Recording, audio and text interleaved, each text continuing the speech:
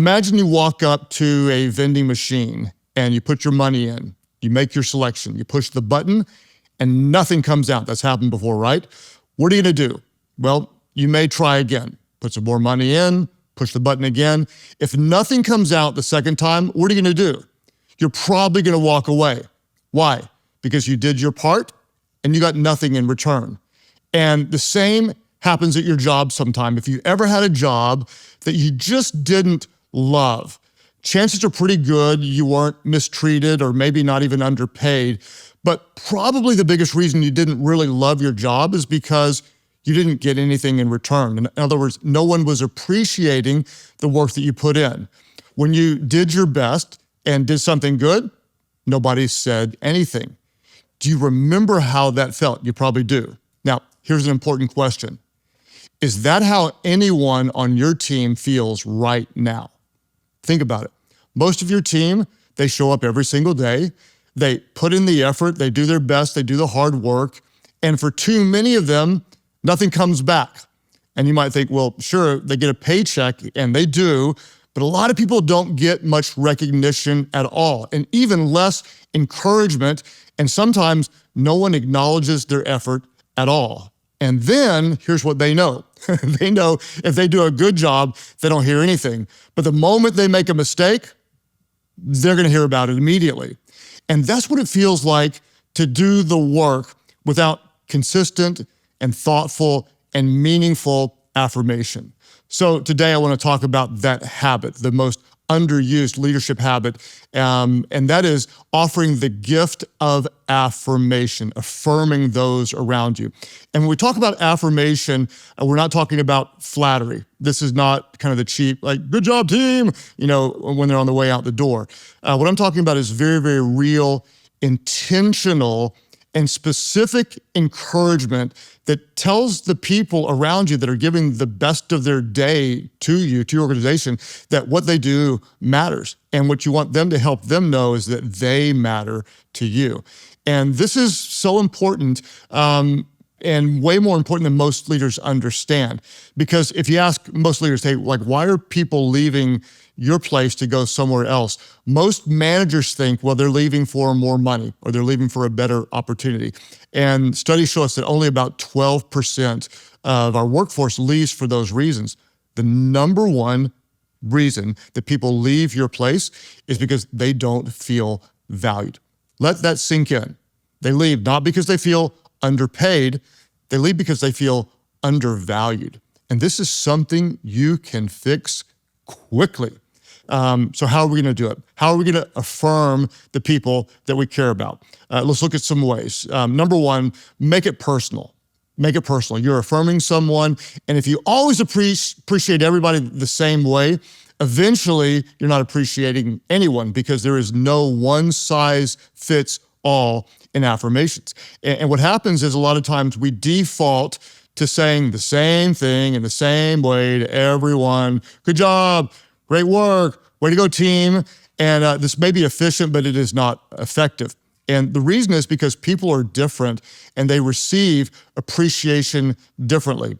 For example, you might have heard of Gary Chapman's amazing book, 5 Love Languages, and he applies it to marriage, and this applies to leadership just as much. The truth is, we shouldn't show appreciation just the way that we want to receive it, and that's what we typically do. We show appreciation to others the way we feel it best. But what we want to do is we want to work very, very hard to understand how others best receive affirmation. And Chapman talks about the 5 different languages. Let's talk about them in a workplace, like words of affirmation. Some people, they would just go crazy to get a handwritten note detailing out your gratitude, or a very specific voice text where you're telling thank you and here's what you did. A text or a voicemail that says, hey, I see you.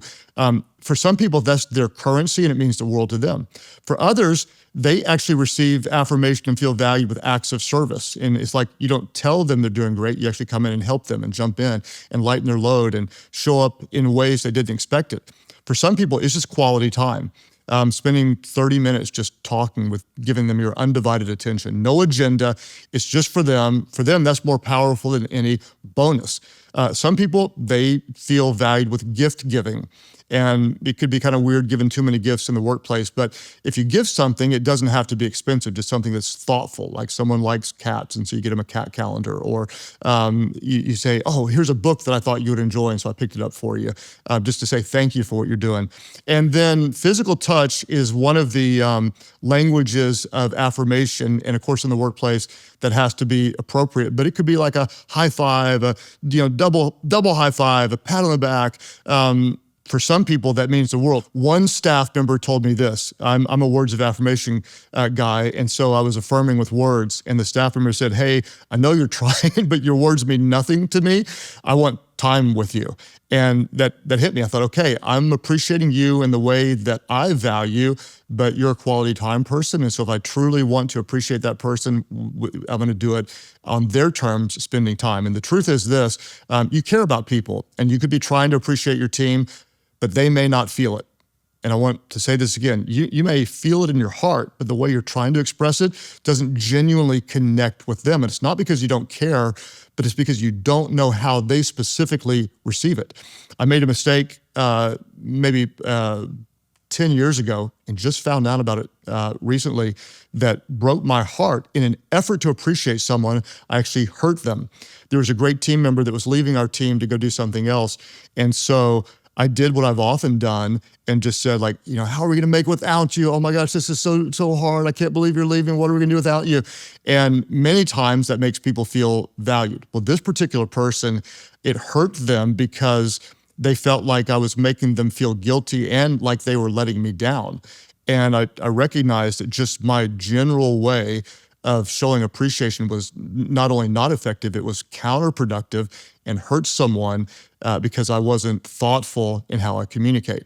So if you don't know how someone feels appreciated, one of the things you can do, and it seems a little bit awkward, but it's not, it's just say, hey, how do you best feel valued?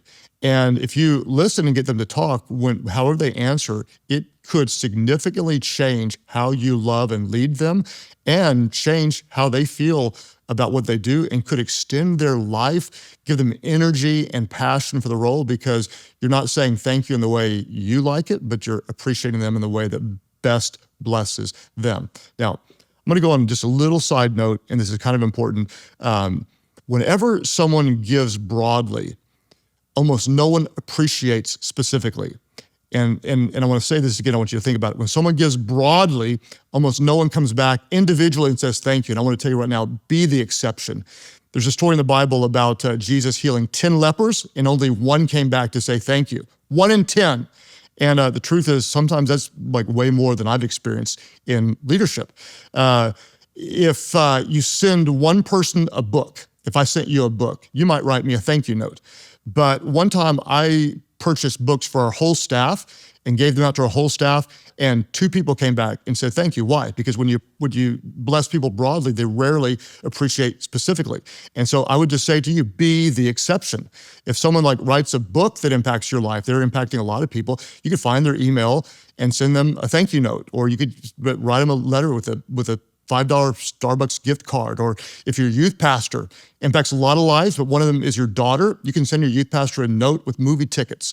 Or if 5 people stay late and do something specific for your workplace, send 5 separate emails to appreciate them specifically.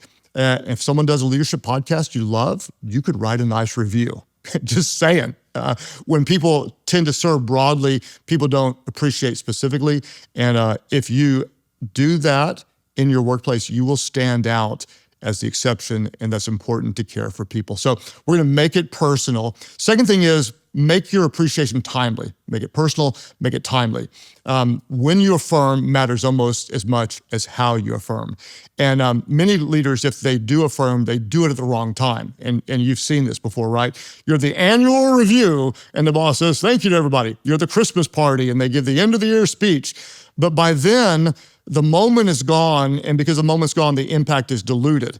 And so if your team member crushes some presentation on Monday, don't tell them great job on Friday.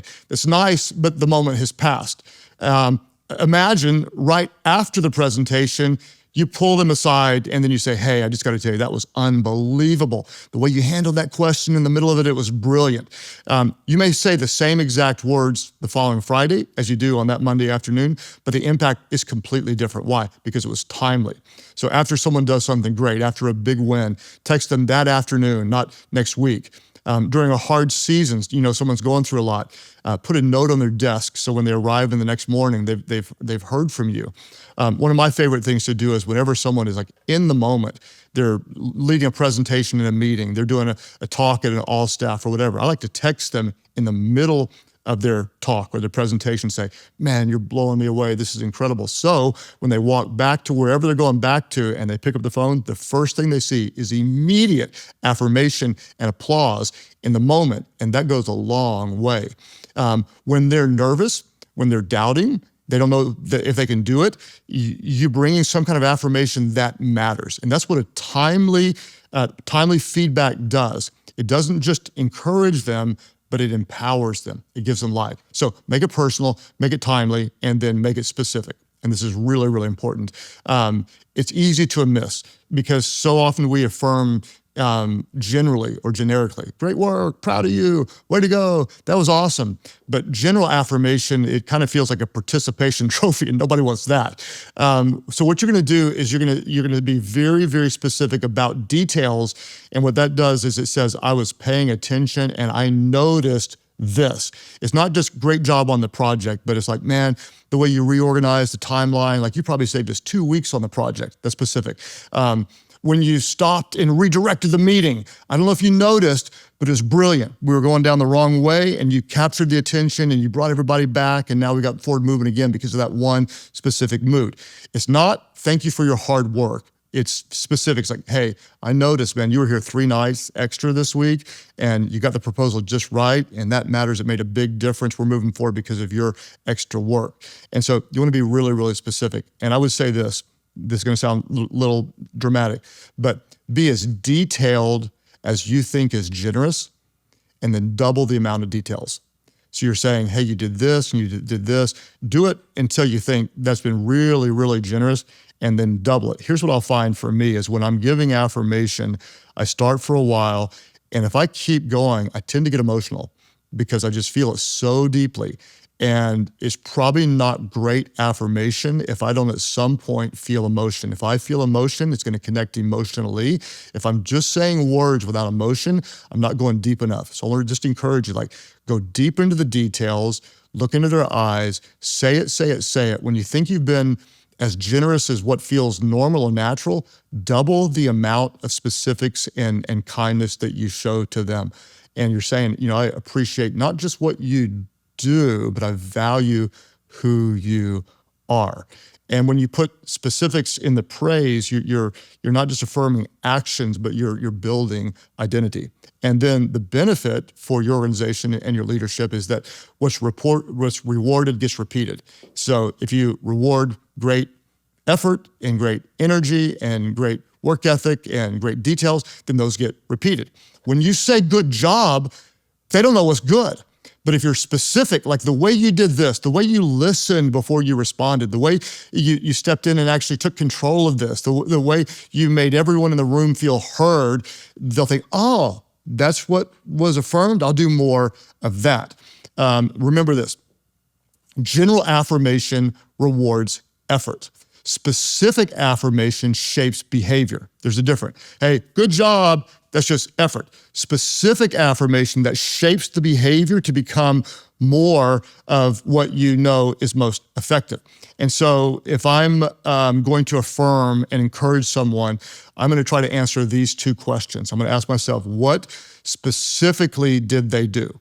Not just what was the outcome, but what did they do that led to the outcome? What specifically did they do? And how did their actions make a difference? So if I can go into that, here's the actions, the effort, the details that you did to create the result. And it wasn't just a result that we wanted, but organizationally, here's how it pushed the mission forward. If I think about those things, their specific actions and the impact and difference it made, that'll give me the tools I need to affirm them in a way that really helps them feel valued. So you're going to connect their action to impact. And that way they don't just feel good, but they know that what they do matters. And so a really good question to ask yourself is not just, do I appreciate my team? Start there. Do I appreciate my team? A better question is, do they feel appreciated? And I hope you're not just fast forwarding through this on 1.5 and not letting it sink in, because this really, really matters. When you truly appreciate your team, they're going to become better. The odds are that you feel it in your heart, but they don't feel it in theirs. And you have to take what's in you, notice what they're doing, and impart that to them. It's not just important for your organization, it's important for you to care about people in a deep way. In the next episode, we're going to talk more about this, and I'm calling the episode Stop Losing Your Best Team Members. And we're going to talk about 3 different things. We're going to talk about how do you affirm down those who report to you. We're going to talk about how do you affirm up those you report to. And then the thing very few people talk about, how do you affirm inward? How do you build yourself up as a leader? And the bottom line is this, I want you to hear it. You don't have to be the loudest leader in the room. You don't have to be the most charismatic to be someone who builds others up. But you can be a leader who notices, because the leader who says something is the leader that can make a difference in the lives of people. You help others know that they matter. And this is not a soft skill. This is a leadership superpower. And that's why I call it the most underused leadership habit. What I want you to do is I want you to wake up, love the people that you lead. Care about their whole life, not just what they do. Care about who they are, not just what they produce. And then this week, just pick one person and tell them something specific that you value about them, and watch what it does in them, and then watch what it does in you, and watch what it does as it starts to spread to the people around you. That we're not just a group of people that get things done, we're a group of people that get things done and care about the people that we do it with. And then it gets really, really fun. And that's why you're getting better, and they're getting better, and we're all getting better. And everyone wins when the leader gets better.